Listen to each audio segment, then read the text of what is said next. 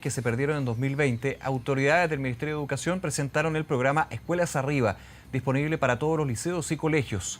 Para profundizar en este, que consiste, explicar el alcance también de la iniciativa, ya estamos en contacto con el jefe de la educación, de la División de Educación General del Ministerio de Educación, Raimundo Larraín.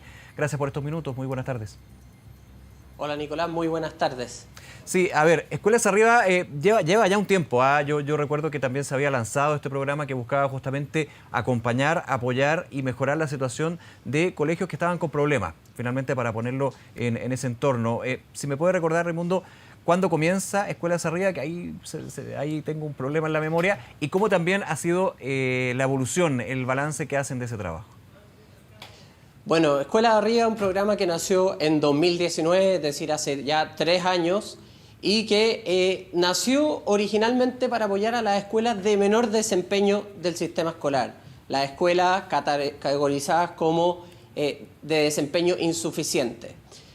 Luego, en 2020, por la pandemia, tuvimos que adaptar el programa de apoyo a 100% virtual, y para este año hemos determinado que se puedan suscribir y sumar al programa todas las escuelas y los liceos del país que quieran nivelar y recuperar los aprendizajes.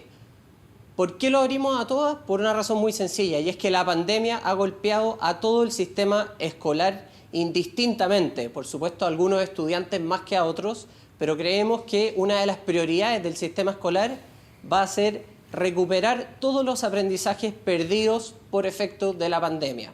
Y por eso es que se nos ha pedido el ministro que abramos la posibilidad de que todas las escuelas y liceos del país que quieran sumarse a esta metodología de nivelación, de recuperación de aprendizaje, lo puedan hacer.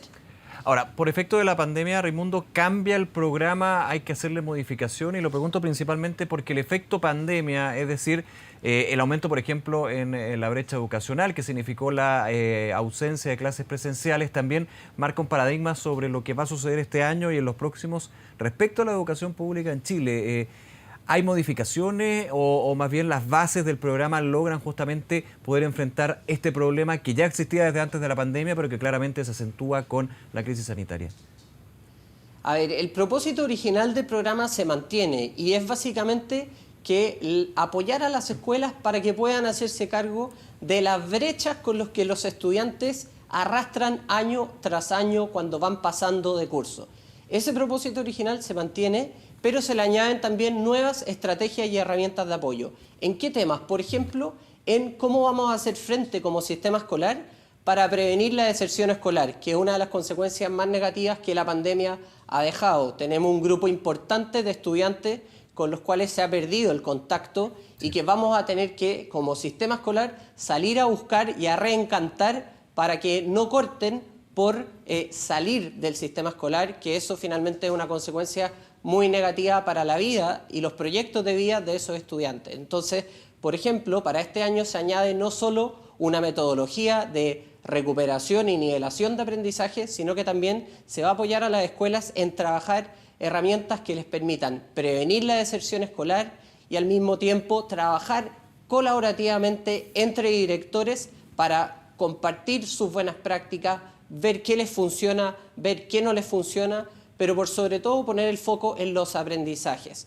Y para eso, por ejemplo, todas las escuelas que se sumen al plan van a tener que realizar un diagnóstico integral de cómo llegan los niños. Entonces, la primera quincena de marzo, por ejemplo, saber cómo llegan en materia de aprendizajes en matemática, en lenguaje y también en materia socioemocional. Perdón que lo interrumpa, quiero quedarme en ese punto, en el diagnóstico. Ese diagnóstico va a depender si hay clases presenciales o no. Yo sé que el Ministerio de Educación ha dicho que el 1 de marzo la prioridad son las clases presenciales, pero sabemos que aquí dependemos de la crisis sanitaria, de la pandemia, del coronavirus, y puede estar la posibilidad de que algunos establecimientos no estén en capacidad de hacer estas clases presenciales. ¿El diagnóstico tiene que ser con el alumno presencial o ya ahí nos generamos un problema?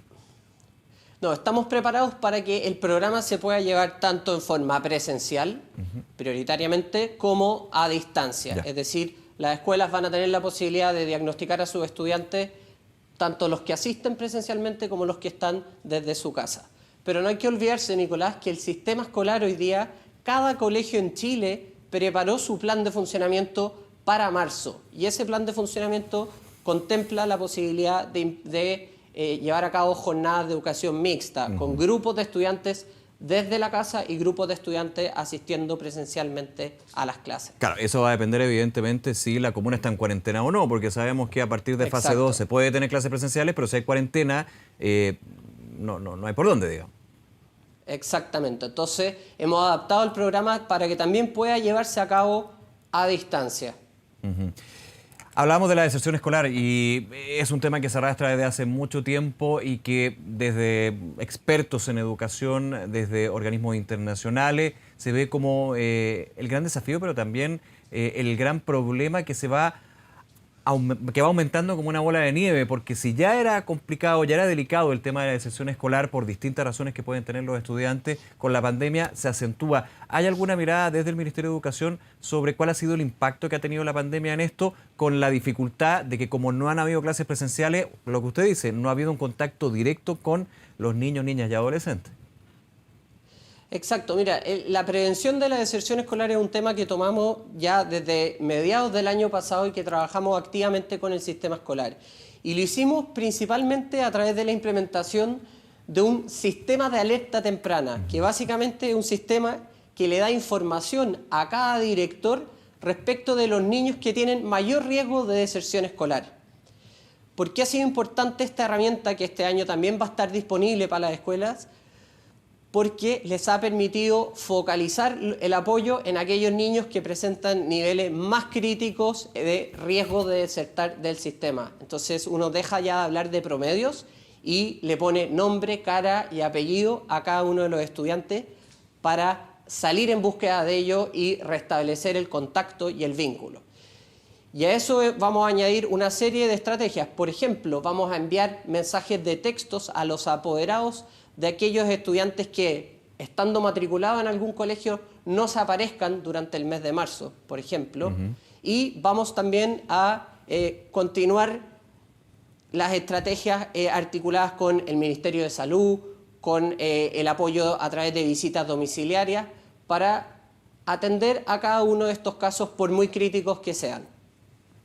Raimundo Larraín, nuevamente muchas gracias por acompañarnos esta tarde con un tema tan relevante para ir siguiendo en las próximas semanas y los próximos meses. Muchas gracias. A ustedes muchas gracias. Adiós, buenas tardes. Nicolás.